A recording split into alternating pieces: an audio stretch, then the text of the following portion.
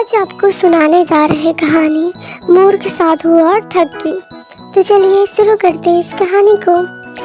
एक बार की बात है, किसी गांव में एक साधु बाबा रहा करते थे। पूरे गांव में वह अकेले साधु थे जिन्हें पूरे गांव से कुछ न कुछ दान में मिलता रहता था।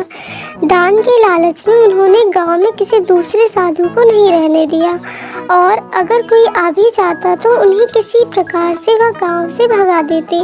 इस प्रकार उनके पास बहुत सारा धन इकट्ठा हो गया था। एक बार वही एक ठग नजर आया। कई दिनों से साधु बाबा के धन पर वह नजर रखे हुए था। वह किसी भी प्रकार से उस धन को हड़पना चाहता था।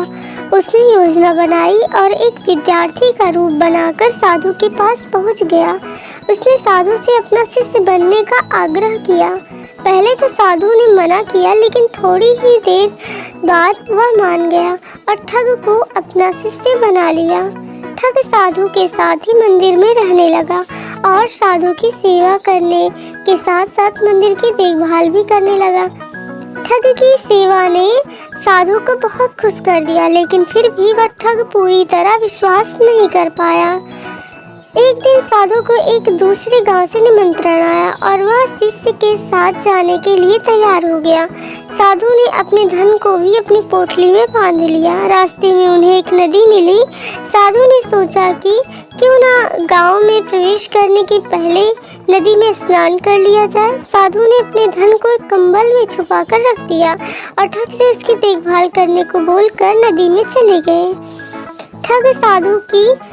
ठग की खुशी का ठिकाना ही नहीं रहा। उसे जिस मौके की तलाश थी वो मिल गया। जैसे ही साधु ने नदी में डुबकी लगाई, ठग सारा सामान लेकर भाग खड़ा हुआ। जैसे ही साधु वापस आया तो उसे ना तो शिष्य मिला और ना ही अपना सामान मिला। साधु ने ये सब देखकर अपना सिर ही पकड़ लिया। इस कहानी से फिर क्या सीख मिलती है? इस कहानी से हमें यह सीख मिलती है कि हमें कभी भी लालच नहीं करना चाहिए और ना ही किसी की चिकनी चुपड़ी बातों पर इतनी आसानी से विश्वास कर लेना चाहिए। आपको यह कहानी कैसी लगी हमें ज़रूर बताइए। धन्यवाद। Thank you.